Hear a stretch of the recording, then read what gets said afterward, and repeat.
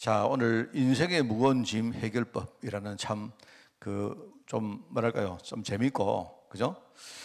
그런 제목입니다. 인생의 짐을 지고 사는 사람들이 많이 있죠.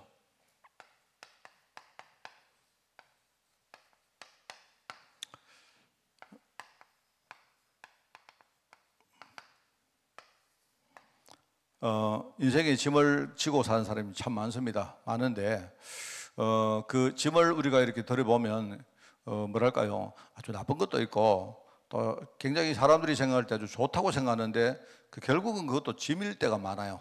그죠? 그런 게 많습니다. 우리 흔히 말하는 세상에 나가면 어떤 책임, 의무 이렇게 말하는 짐도 있고 또는요 남이 이렇게 하라고 안 했는데 지 혼자 뭡니까? 엉뚱한 걸 만들어 가지고 짊어지고 사는 도 있고요. 이런 거 많습니다. 지금 이제 각가지 있는데 사실 저는 이렇게 생각해요. 우리가 언약 아닌 것들은 전부 다 그거는 헛거다. 언약이면 하나님이 약속하신 것 빼고는 그건 전부 다 헛거라고 생각합니다. 오늘 새벽에도 제가 그 말씀이 나왔는데 하나님의 언약 외에는 나를 살릴 수 있는 게 없습니다. 하나님의 약속 말고는요 전부 다 뭡니까? 우리에게 이렇게 안 좋은 그런 영향을 많이 주고 그리고 하나님 언약이 안 맞으면 결국은 세상에서도 나중에 가면 다 무너집니다. 그죠? 우리가 사람들이 돈 좋아하고 뭐 세상 성공 이렇게 해도 우리 그때 보면 그게 막 대단하게 보이죠. 그런데 그게 하나님 언약하고 안 맞으면 이게 부합 안 되어지면요 결국 그거 다 무너지거든요. 그리고 오늘 새벽에 했던 말씀 중에 뭐냐니까 우리가 하나님 언약하고 안 맞으면 나도 모르게 내가 복음 운동하는데 굉장히 이렇게 회방을 놓고 마귀한테 우리가 심부름하는 경우가 있습니다. 사실은 그렇게 참 많죠. 대표적인 사람이 바리새인이다 하는 그 이야기입니다. 우리가 어릴 때 이런 것들을 잘 모르고 이렇게 생각했기 때문에 제가 이제 이 메시지를 보면서 우선 먼저 서론적으로 좀 정리를 하나 할까 싶습니다.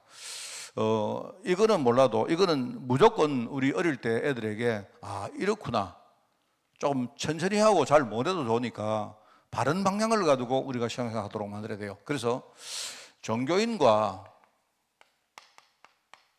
종교생활 하면 안 되잖아요. 그 다음에 반대로 진짜 하나님이 원하시는 참 신앙인의 어떤 그 차이점을 어떤 두 가지를 좀 이렇게 우리가 나누어서 설명을 좀 하면 좋겠다 하는 생각이 듭니다. 이게 이제 뭐냐니까 지금 성도들의 영적 현실이 이렇거든요. 그게 뭐냐니까 첫째, 종교인들은 제가 볼 때는요 우선은 아주 무거운 짐을 지고 사는 그런 사람들이 주로 종교인들입니다. 우리가 종교인이라 하면 우리가 우리 속에 가지고 있는 그 뭡니까? 복음이 이게 종교인지 복음인지 그는 다른 사람이 볼 수가 없잖아요. 그런데 겉으로 볼 때에 이런 열매가 나온단 말입니다.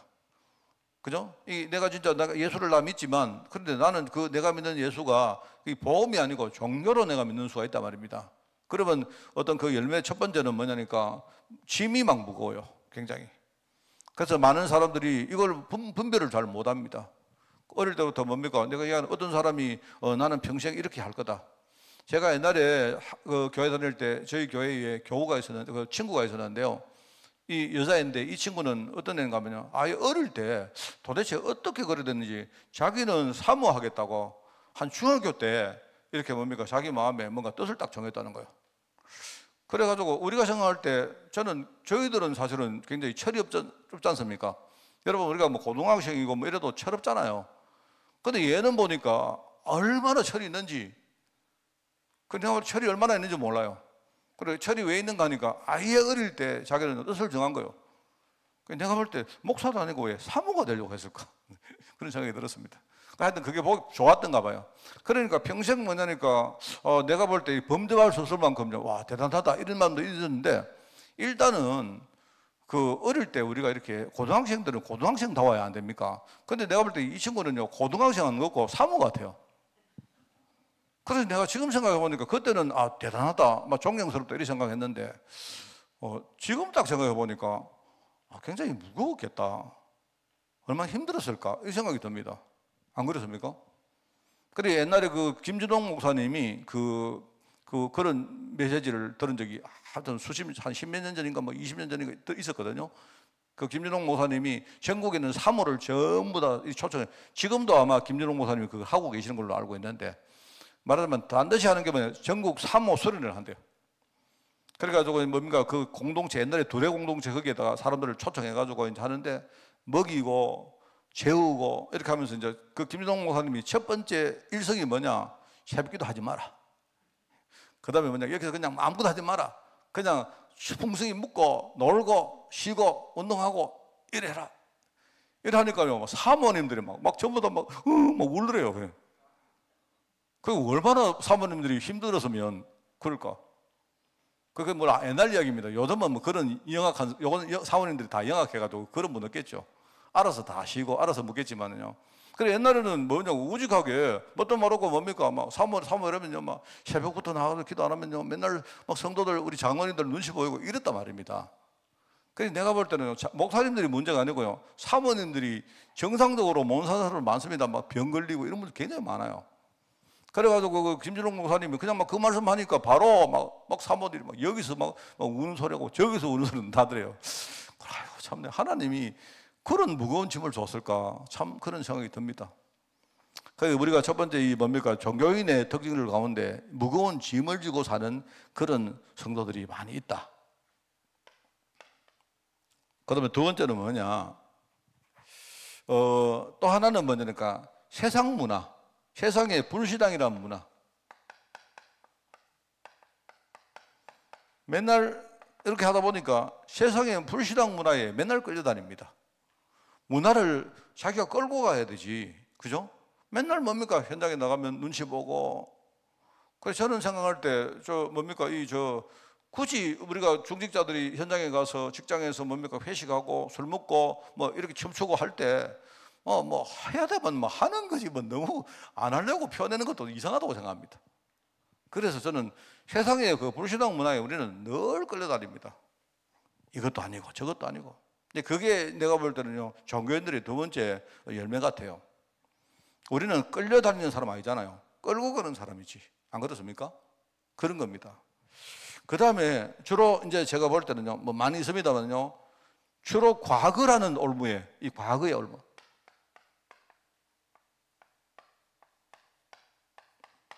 우리는 뭐냐니까, 진짜 하나님의 계획은 뭐냐, 우리가 앞을 보고 전진을 해야 되는데, 신앙인들의 대부분이, 우리 성도들이요, 과거의 올무에 묶여가 주로 이제 상처겠죠, 상처나 이런 것들이 있어요. 여기 물려가지고 맨날 우리는요, 뒤로 뭡니까, 자꾸 뒤돌아봅니다.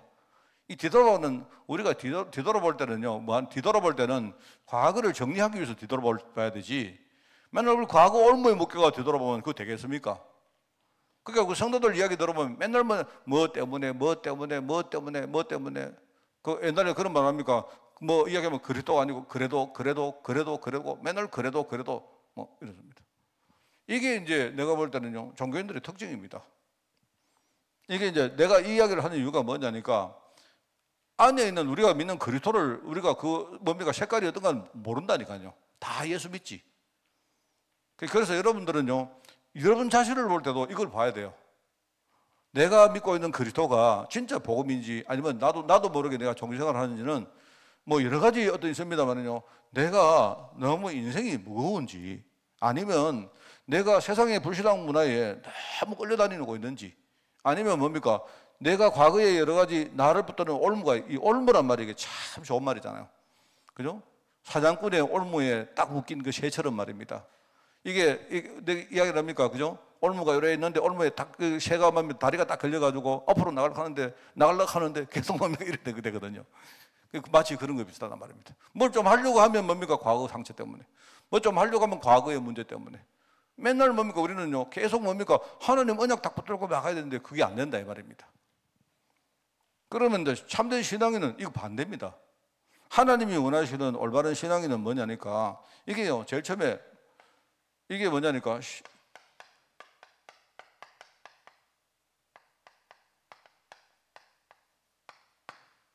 제일 처음에 뭐냐, 하나님이 진짜 원하시는 올바른 신앙과는 첫 번째는 뭐냐, 자신을 살리는 겁니다.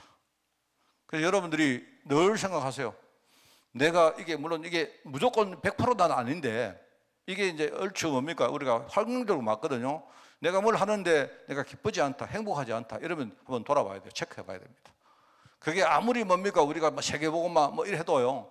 내가 이거 정말 이렇게 뭔가 그 하나님의 계획에 대해서 내가 뭔가 마음이 열리고, 내가 정말 뭡니까? 내가 부족해도 하나님이 나를 세계복음에 부른 사실이 막 감사하고 기쁘고 이렇게 되어야 이게 정상이거든요. 안 그렇습니까?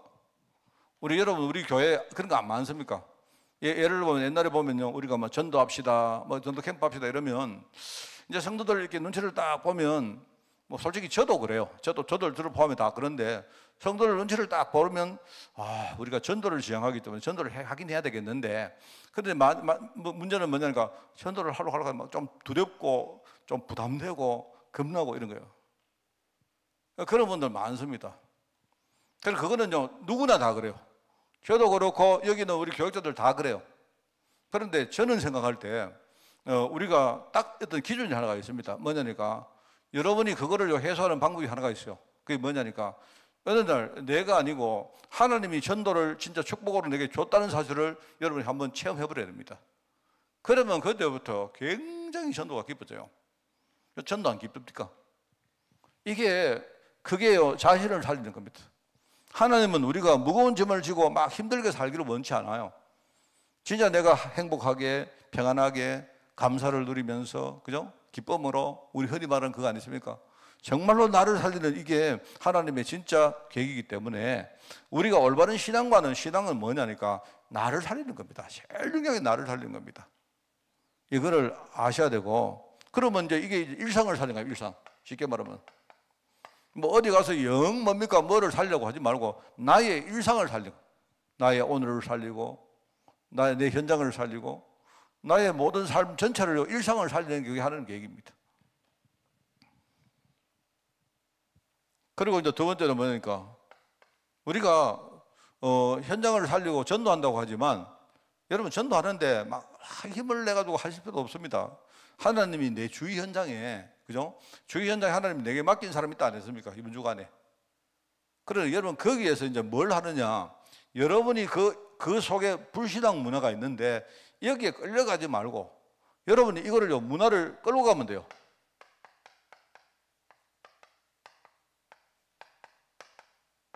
이 문화를 주도하는 겁니다.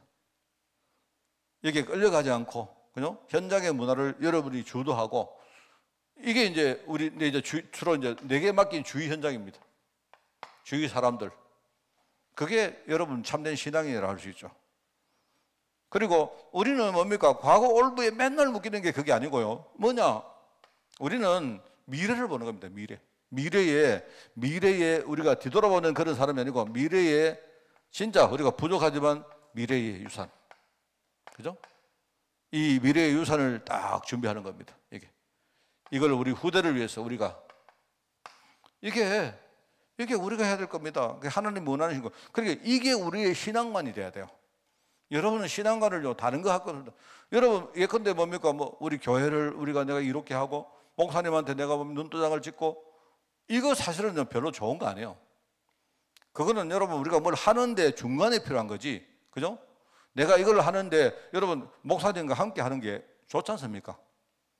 여러분, 이거 하는데 내가 혼자 하는 것보다 목사님이 나의 기도 배경 주면 되면 좋지 않습니까? 뭐 그런 거지. 그게 목적이 되면 안 된다 이 말입니다.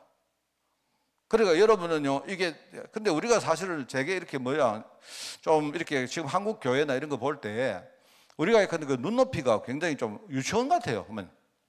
그 성도들에게 뭡니까? 뭐 예배를 하느냐 이런 거 체크해야 성도들이 하고 이렇게 되니까 우리가 지향하는 게 뭐냐니까 약간 유치원 같은 걸 지향하고 있는 거예요. 그렇게 하면 안 됩니다. 그러니까 여러분이 예배를 드리는 것도요, 진짜 기쁜 마음으로, 자원하는 마음으로, 여러분 헌금은 더더욱 그렇고 그렇게 하셔야 됩니다. 이게 내가 정리한 종교인과 신앙인의 결정적인 차이다. 이거를 우리 후대들에게 좀 전달을 하고요. 또 여러분들도 이렇게 좀 정리를 하시고, 그러면서 이제 여기에 끝이 보이지 않는 인생의 무거운 짐을 주님께 맡겨보세요. 이렇게 나옵니다. 인생의 무거운 짐. 그래서 제가 이렇게 보면서 우리 후대들에게 주시는 메시지로 이렇게 볼 때 애들이 거의 무거운 짐이 별로 있을까? 뭐 그런 생각해 봤습니다. 애들이 과연 지금 이게 이런 메시지가 그렇게 와닿을까 생각을 했는데, 또 애들에게 뭡니까? 우리가 이렇게 설명을 해버리면 애들이 이제 이게 하나님 뜻이구나 이걸 생각하고, 애들이 뭐냐니까 뭐를 안 하려고 하는 뭡니까? 핑계거리로 쓸 수 있단 말입니다. 그런 것들은 여러분 생각하셔가지고 지금 인생에 보이지 않는 인생의 무거운 짐을 주님께 맡겨보세요 하는 그럽니다. 그래서 제일 처음에 예수 그리스도가 내 인생의 주인이 되어야 된다 하는 말을, 우리가 이거를 뭐냐니까 신분 문제죠. 신분. 이거 가장 근거가 신분 아닙니까? 우리가 예수님을 영접함으로써, 그죠? 고린도전서 우리가 8장 6절에 보니까 여러분 세상에 신도 많고 세상에 주도 많이 있는데 우리에게는 한 하나님 곧 아버지가 계시니, 이렇게 나오죠. 우리의 아버지입니다.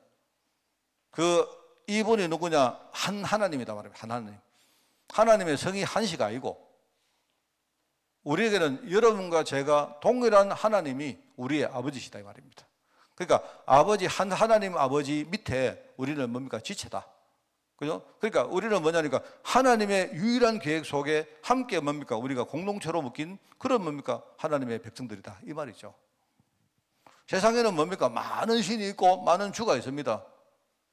그럼 여러분 생각할 때 우리는 하나님만 믿는 것처럼 보이지만 그렇지 않거든요. 우리는 하나님을 믿긴 믿지만 평상시에는 주로 돈도 믿고 나도 믿고 뭡니까? 많이 믿거든요. 믿는 거 많거든요. 일본 같은 데 가면요, 아예 좀 노골적으로 800만 귀신이 있다 이렇게 말하지만 우리는 그렇게 말 안 하는데 나도 모르게 내가 믿는 신 많아요. 신은 아니더라도 우리가 주는 많다니까. 주는요 돈도 주고.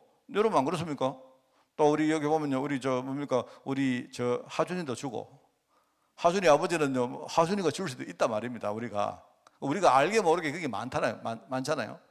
그런데 자, 우리는 뭐냐니까 우리는 한 하나님, 그분이 우리의 아버지가 되신다. 이게 여러분 우리 신앙 딱 돼야 돼요. 그러니까 이 하나님이 바로 우리의 아버지로, 나는 우리 아버지로 영접을 했습니다. 그부터 돼야 된다. 자, 그러면 아버지가 됐으면 아버지하고 우리가 관계를 누리셔야 되죠. 이 관계를 정립을 하는 겁니다. 아버지는 아버지가 되고 자녀는 자녀가 돼야 되죠. 아버지는 아버지다워야 되고 자녀는 자녀다워야 됩니다. 그러니까 아버지는 아버지답기 때문에 우리 자녀는 자녀다우면 돼요. 그러면 됩니다. 그러면 아버지한테 아버지 부르면 됩니다. 아버지. 필요할 때 아버지 찾으면 돼요. 맞잖아요? 아버지를 찾으면 됩니다. 그런 다음에 주님께 맡기면 힘을 얻습니다. 여기 나오지 않습니까? 그리고 마태복음 앞에 보니까 뭐가 나오냐 할 때 여기 본문 말씀에 그 나오지 않습니까? 그때 예수님이 대답하여 이르시되 천지에 주신 아버지여 이것을 지혜롭고 슬기는 자들에게 숨기시고 어린아이들에게는 나타내심을 감사하나이다. 이 말이 뭔 말입니까? 우리가 흔히 세상이 말하는 지혜롭고 슬기로운 사람들은요 자꾸 따집니다. 지 혼자 머리 생각한다 이 말입니다. 우리 아버지가, 내가 아버지 부르면 혹시 아버지가 나를 뭐라고 생각하실까? 이런 식으로 자꾸 혼자 생각을 해요. 그냥 아버지는 순수하게 아버지 부르면 되는데, 어제 내가 아버지한테 내가 죄를 지었는데 아버지가 내가 부를 때 우리 아버지 짜증 내가지고 대답 안 하는 거 아니까 저는 한 번씩 그러거든요. 저는 속이 좀 못 돼가지고 우리 유진이가 어떨 때 짜증나고 하면요 내가 일부러요 대답 안 할 때가 있습니다. 그런데 유진이가 그냥요, 유진이는 그래도 내가 그래도 말입니다. 우리 유진이가 만약에 내한테 그래도 내가 짜증나는 것처럼 보여도 아빠 이렇게 부르면요 나도 사실 얼마인가 풀려요. 왜? 아버지니까. 이 아버지가 어쩔 수가 없는 겁니다. 안 그렇습니까? 근데 하나님은 뭐냐니까 하나님은 아예 삐지지 않는다니까요. 하나님 삐진 척해도 안 삐졌습니다. 하나님은 한 번도 삐진 적 없습니다. 하나님은 항상 아버지 부르면 돼요. 그리고 여러분이 아버지를, 이거 관계를 누리는 겁니다. 그게 바로 뭐냐니까 주님께 맡긴다는 거. 아버지 불러란 말입니다. 아버지. 근데 아버지 필요하면 아버지 호출하고 어디 가서 아버지 찬스 여러분 막 쓰시고, 세상에는 아버지 찬스 쓰면 욕하지만요 하나님은 아버지 찬스 쓰시면요 아버지 하나님 좋아하신다니까요. 여러분 옛날에 우리 세상에 안 그렇습니까? 여러분이 어디 가서 우리 아버지가 누군지 아느냐? 우리 아버지가 장관인데 우리 아버지가 국회의원 이러면요 난리 안 납니까? 맞잖아요. 전에 보니까 어떤 이번에 죽은 그 정치가 어떤 국회의원 그 아들 래퍼 그 가수 하나 있잖아요. 이름이 뭐 노엘인가 노아든가 모릅니까? 그런데 이제 그 걸마가 이렇게 마약을 했는데 어디 가가지고 우리 아버지가 누군지 아나 이래가지고 난리 안 났습니까 옛날에? 그렇잖아요. 마약 해놔놓고 저 아버지가 국회의원이라고 막 그걸 막 했단 말입니다. 그러면 세상에 난리 안 납니까? 그런데 하나님은 안 그래요. 하나님은요 항상 여러분이 경찰서를 가든지 마약을 하시든지 여러분이 노름하다가 돈을 다 잃었든지 뭐 했든지 하나님은요 우리 아버지 찬스를 써야 돼요. 하나님은 되게 좋아하십니다. 알겠습니까? 예, 하나님께 맡겨야지. 우리가 왜냐니까 순수하게 하나님께 안 맡기고 그래. 자꾸 생각하고 하나님을 따지니까 그래. 자, 그러면 하나님은 우리가 맡기면 뭐 합니까? 응답 주시잖아요. 응답은 뭐냐니까 우리가 하나님을 응답이라 말은 이게 response라고 말하는데 응답은 뭐냐니까 우리가 뭘 하면 거기에 대해서 하나님에게 답을 주시는 게 응답이죠. 축복은 뭐냐? 내용은 똑같아요. 축복은 뭐냐? 축복은 하나님이 일방적으로 주는 게 축복입니다. 하나님이 아브라함을 불러놓고 아브라함에게 무조건 주는 게 일방적으로 주는 게 축복이라면 응답은 뭐냐? 아브라함이 하나님 앞에 단을 쌓으니까 하나님 그거 보시고 하나님이 주시는 게 응답이에요. 내용은 똑같아. 뭔 말 알겠습니까? 그러니까 우리가 하나님을 찾으면 하나님은 반드시 응답하신다. 세밀하게 내 인생을 돌봐주십니다. 왜 그렇습니까? 그렇게 안 하면 이게요 마귀가 우는 사자 마귀가 이게요 두루다니며 우리를 삼킬 자를 쫙 찾고 오기 때문에 그래요. 그래서 베드로전서 5장 7절에 말합니까? 모든 염려를 주께 맡겨라. 모든 염려를 주께 맡겨라. 왜요? 왜 그렇습니까? 이유가 뭡니까? 지금 너희 대적 마귀가 두루다니며 지금 삼킬 자를 찾기 때문에요. 우는 사자처럼 막 삼킬 자를 찾습니다. 하나님께 맡겨야 돼요. 하나님께 안 맡기면요 우리 힘으로 할 수가 없습니다. 그래서 주님께 우리가 맡기면 주님께서 대신 여러분 대신이라는 말 이걸 알아요. 대신이라는 말은요 말하자면 대속입니다. 대신이라는 말은 이건 다른 말로 하면 중보란 말입니다. 중보. 알겠습니까? 이게 이제 중요한 신학적인 용어인데 대속이라는 말이 있고 중보란 말이 있어요. 대속이라는 말은 뭐 하느냐? 이 예수님이 하시는 일입니다. 대속은 나를 대신해서 뭡니까? 예수님이 속죄 제물로 들으심으로 내 죄를 대신 사해 주신 거예요. 중보는 뭡니까? 연약한 나라를 위해서 끊임없이 뭡니까? 중간에서 기도해 주시고 중간에 뭡니까? 매개 역할을 해 주시는 분이 그게 예수님이세요. 그리고 이분이 뭐냐니까 대속 제물이시고 바로 우리의 진정한 중보자가 누구시냐? 그리스도 예수님이기 때문에 그래요. 그분이 우리 아버지입니다. 이때부터 우리는요 어떻게 됩니까? 우리는 이때부터 정신과 마음과 생각의 진보다리가 가벼워지죠. 치유입니다. 치유. 우리 마음의 치유, 생각의 치유, 정신의 치유. 그래서 시편 68편에 보니까 날마다 우리 짐을 지시는 우리의 구원의 하나님을 찬양할지로다 이렇게 말해요. 우리가 그분을 찬양하는 이유가 뭐냐? 날마다 우리의 짐을 대신 지시는 분이 있단 말입니다. 그분이 지금 그리스도시고 지금 그분이 성령으로 내 안에 계세요.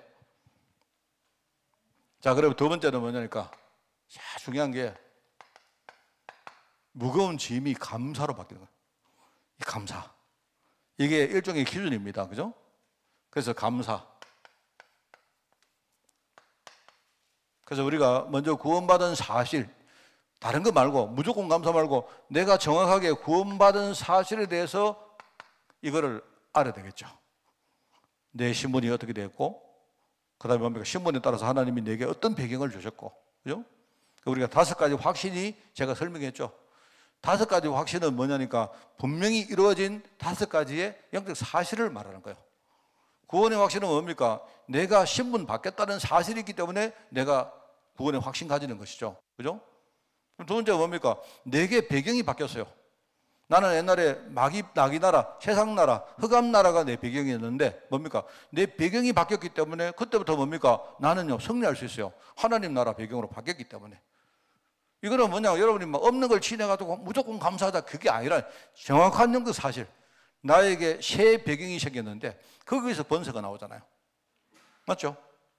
그다음에 우리가 또 뭡니까? 또 뭐라 했습니까? 사죄 확신이라는 말은 뭡니까? 사죄. 사죄 확신은요, 옛날에는 내가 죄를 지으면 나는요, 굉장히 죄 때문에 막 힘들어지고 나중에 그것 때문에 실패하고 그러다가 멸망당하는 흐름인데, 나는 이제는 죄를 지어도 뭡니까? 예수님이 내 죄를요, 전부 다 사했기 때문에 뭡니까? 나는 그 흐름에서 이제는요, 벗어나서 해방됐어요. 내 인생에 새로운 흐름이 만들어진 거예요. 우리 흔히 말해 인과응보 안 합니까? 인과응보. 인과응보란 말이 뭡니까? 우리가 뭔가를 죄를 지으면 그 결과가 나오는데 그게 인과응보 아닙니까? 우리 불교 교리 가운데 가장 중요한 게 인과응보거든요. 또 성경에도 나옵니다. 성경에도 우리가 심은 대로 거둔다 하죠. 그런데 여러분이 그 말을 불교식으로 해석하면 안 돼요. 심은 대로 거둔다는 말은 뭡니까?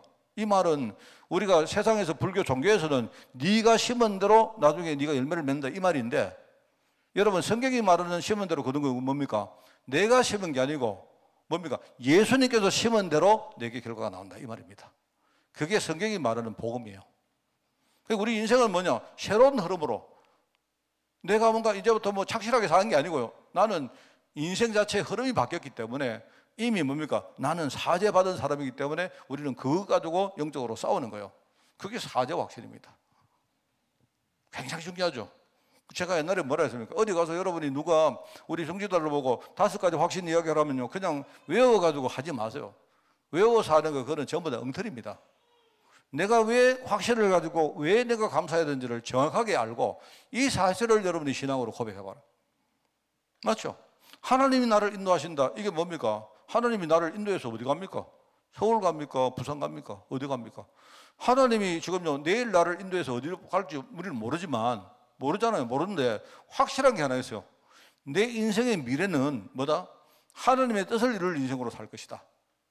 그게 바로 내 안에 나를 인도해서 세계복음화 정인으로 만들어 가시는 인도의 확신인 거예요. 그게 성령님이십니다. 이거는 내가 여러분에게 의시하는 게 아니잖아요. 내 안에 계시는 분명한 사실입니다. 그게. 그래서 우리가 인도의 확신을 가지고 또 하나가 뭡니까? 기도응답의 확신이잖아요. 기도응답은 뭐냐니까? 기도응답은요, 내가 열심히 기도하면 응답 준다는 말이 아닙니다. 하나님이 우리 아버지시기 때문에 나는 당연히 뭡니까? 내게 제일 좋은 것으로 하나님이 예배해놨다가 내가 깨닫고 기도하는 날 하나님이요, 그걸 주시게 돼 있어요. 그거는 뭡니까? 하나님과의 내가 관계가 새 관계가 된 거예요. 이게 영적 사실이기 때문에 감사가 나오는 것이죠. 5가지 확신과 확신에 대한 감사입니다. 그러면서 우리가 이 사실을 알고 기도하는 게 중요하죠. 감사하며 기도할 때 하나님께서 내 마음과 생각을 지키신다.